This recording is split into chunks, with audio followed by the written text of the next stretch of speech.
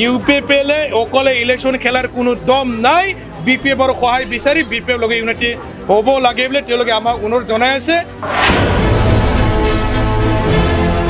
আমাৰ চৰকাৰ অহাৰ লগে লগে আমি সকলো ধৰণৰ উচ্ছেদৰ জাননী আমি সব মানে কেনসেল কৰাই দিম ৰাইজৰ সুবিধাৰ কাৰণে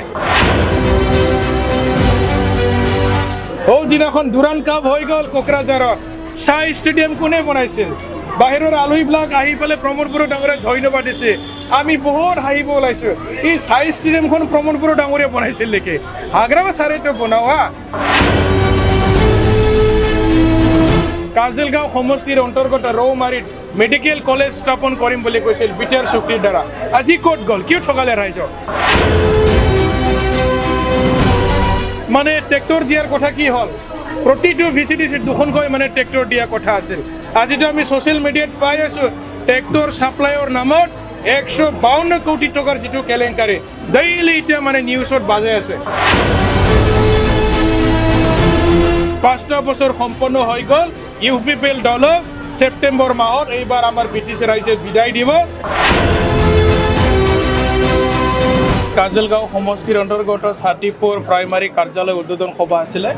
আৰু এইখন সভাত আমাৰ বৰ্তমানৰ এমচিএলএ পানীৰাম ব্ৰহ্ম ডাঙৰীয়া উপস্থিত আছে আমাৰ কেন্দ্ৰীয় যুৱক বিপিএফৰ বিভিন্ন কাৰ্যকৰ্তাসকল আছে আমাৰ মাইনৰিটি সেল ৰাজবংশী সেল বিভিন্ন সেলৰ নেতাসকল আছে জিলা আৰু প্ৰাইমাৰী পৰ্যায়ৰ সকলো নেতাসকলৰ উপস্থিতিত আৰু আমাৰ ছাতিপুৰ এৰিয়াৰ ৰাইজৰ উপস্থিতিত আজি কাৰ্যালয় উদ্বোধন সভা ইতিমধ্যে হৈ গ'ল আমি ৰাইজক কথা দিছোঁ যে ইউপিপিএল চৰকাৰে আমাৰ স্থানীয় যুৱকসকলক কাম বন পোৱাৰ পৰা ঠিকা কাম পোৱাৰ পৰা যি ধৰণে বঞ্চিত কৰিলে আমাৰ চৰকাৰ অহাৰ লগে লগে বাহিৰা মানুহে ঠিকা কাম পোৱাটো আমি মানে বন্ধ কৰি দিম আমাৰ স্থানীয় যুৱকসকলক আমি কনষ্ট্ৰাকশ্যনৰ কাম দিবৰ কাৰণে আমি প্ৰতিশ্ৰুতি দিছোঁ 2 নম্বৰ কথাটো হ'ল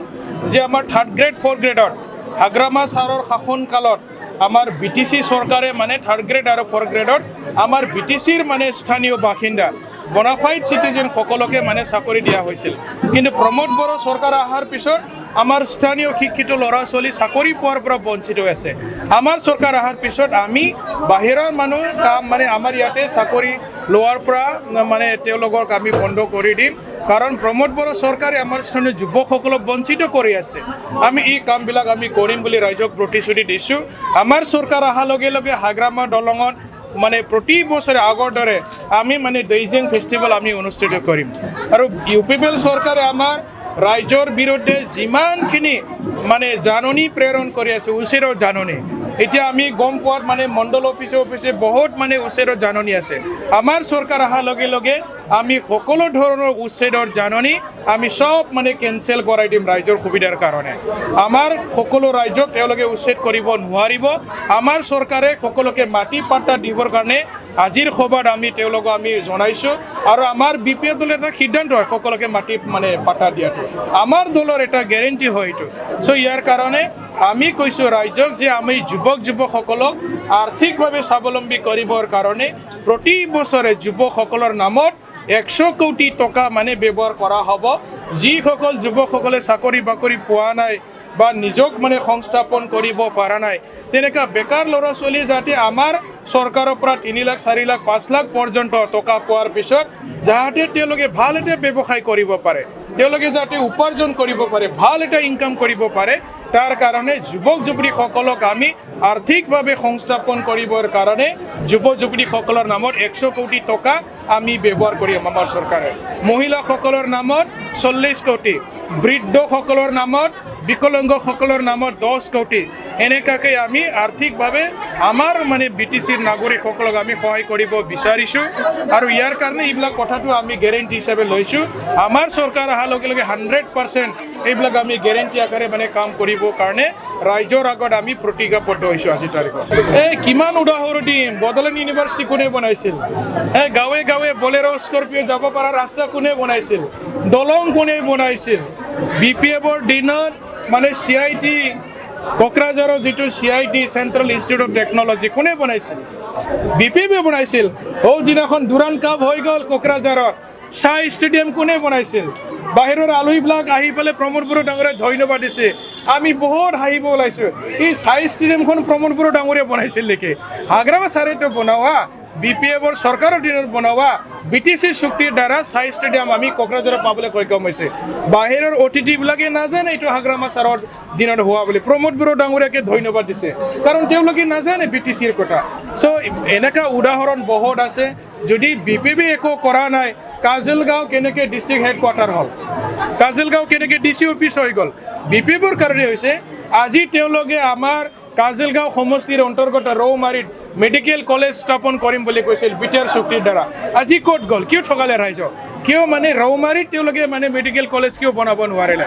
আৰু দাংটল ৰেল ষ্টেচনত কিয় মানে ৰেলৰ ফেক্টৰী কিয় বনাব নোৱাৰিলে প্ৰতিটো জিলাত এখন মানে চেণ্ট্ৰেল স্কুল বনোৱাৰ প্ৰতিশ্ৰুতি আজি কি হ'ল UPPL চৰকাৰ কিয় বনাব নোৱাৰিলে 15-16 দিন পিছত ইলেকশ্যন নটিচ আহি আছে তেওঁলোকে যুৱক যুৱতীসকলক কিয় মানে সংস্থাপন দিব নোৱাৰিলে প্ৰমোদ বড়ো ডাঙৰীয়াই কৈছিল যে আমাৰ বেকাৰ ল'ৰা ছোৱালীক প্ৰত্যেকজনক যিবিলাক মানে চৰকাৰী চাকৰি পোৱা নাই প্ৰত্যেকজনক 2 লাখ টকা দিম বুলি কৈছে প্ৰমোদ বড়ো ডাঙৰীয়াই আজি কি হ'ল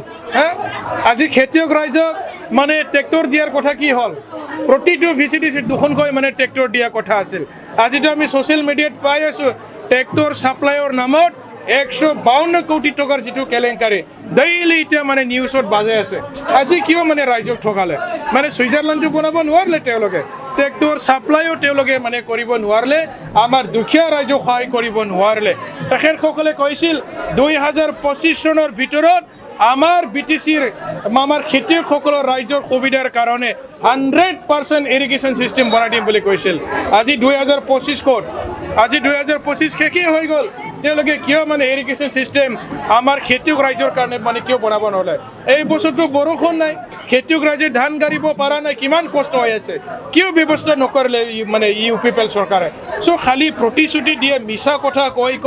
5টা বছৰ সম্পন্ন হৈ গ'ল UPPL দলক সেপ্টেম্বৰ মাহত এইবাৰ আমাৰ BTC ৰাইজে বিদায় দিব তেওঁলোকক ৰাইজে কোনে বিশ্বাস নকৰে পৰিৱৰ্তনৰ নামত তেওঁলোকে ৰাইজক ঠগাই ফেলে 5টা বছৰ চৰকাৰ গঠন কৰিলে কিন্তু ৰাইজে আজি তাৰ কৰি একো নাপালে তেওঁলোকৰ চৰকাৰৰ দিনত আমাৰ দুখীয়া দৰিদ্ৰ সকলো শ্ৰেণীৰ ৰাইজে কেৱল মানে উচ্ছেদৰ জাননী পাই আছে তাৰকে বেছি আৰু একো পোৱা নাই কোনে কৈছে কেনেকৈ সম্ভৱ হ'ব যোৱাকালি মন্ত্ৰী UG ব্ৰহ্ম ডাঙৰীয়া হাগ্ৰামা ছাৰক ইনচাল্ট কৰি ফেলে তেওঁ গালি পাৰি আছে ইয়াই কিবা ইউনিটি হ'ব নেকি 2 দিন আগত ফেৰেংগাই হাগ্ৰামা ছাৰক ইনচাল্ট কৰিছে বেয়া ভাষাৰে মানে মিডিয়াত গালি পাৰি আছে কোনটো যুক্তিত কোনটো আধাৰত UPPL আৰু BPF মানে একত্ৰীকৰণ হ'ব কেনেকৈ হ'ব কিবা সম্ভাৱনা আছে নেকি এনেকা তো কোনো সম্ভাৱনা নাই UPPLৰ নাও ডুবি গ'ল তেওঁলোকক এতিয়া সহায় লাগে মানে BJPয়ে তেওঁলোকক লগ এৰাৰ পিছত তেওঁলোকে মানে এলায়েন্স পাৰ্টনাৰ বিচাৰি আপাতুৰি খাইছে UPPLে অকলে ইলেকশ্যন খেলাৰ কোনো দম নাই BPFৰ সহায় বিচাৰি BPF লগে ইউনিটি হ'ব লাগে বুলি তেওঁলোকে আমাক অনুৰোধ জনাই আছে কিন্তু এতিয়া সময় বহুত দেৰি হৈ গ'ল তেওঁলোকৰ প্লেনিং আছিলে হাগ্ৰামা ছাৰক তেওঁলোকে মানে শিৱৰ পৰা মানে গাড়ী শ্বুট কৰাটো তেওঁলোকৰ এটা মানে ইণ্টাৰনেল এটা প্লেনিং আছিলে খাম্পা বৰগেৰী জড়িত আছে এইটো প্লেনিঙত হাগ্ৰামা ছাৰক BPF দলৰ সভাপতিৰ পৰা তেখেতক গুচাব লাগে বুলি খাম্পাহঁতে প্লেনিং কৰি আছিল খাম্পা নিজে এতিয়া UPPLত যাই যোগদান কৰিলে চ' ইয়াৰ কাৰণে কোনো দিনা এলায়েন্স হোৱাৰ সম্ভাৱনা আমি দেখা নাই আৰু সময় মানে যথেষ্ট দেৰি হ'ল আৰু UPPLক লগত লোৱা মানে কি ডুবি যোৱা নাৱক উঠাই লোৱা কাণ্ডত হয় না নহয় কিয় লাগে এনেকা পাৰ্টি আমাক নালাগে এনেকা পাৰ্টি আজি BPFে অকলে শক্তিশালী হয় UPPLৰ সহায় আমাক নালাগে বাছ কাৰো লগত এলায়েন্স নাই হীৰা খৰণীয়া ডাঙৰীয়া নিজে আগবাঢ়ি আহি কৈ আছে আমি BPFক সহায় কৰিম হাগ্ৰামা ছাৰে চিফ হ'ব লাগে মানে GSP লিডাৰ কোকৰাঝাৰ লোকসভা সমষ্টি প্ৰাক্তন সাংসদ হীৰা খৰণীয়া ডাঙৰীয়া নিজে মানে উপজাচি আমাক সহায় কৰিব বিচাৰিছে আমি হীৰা খৰণীয়া ডাঙৰীয়াৰ যি সহায় আগবঢ়াইছে আমি তেখেতক ৱেলকাম জনাইছোঁ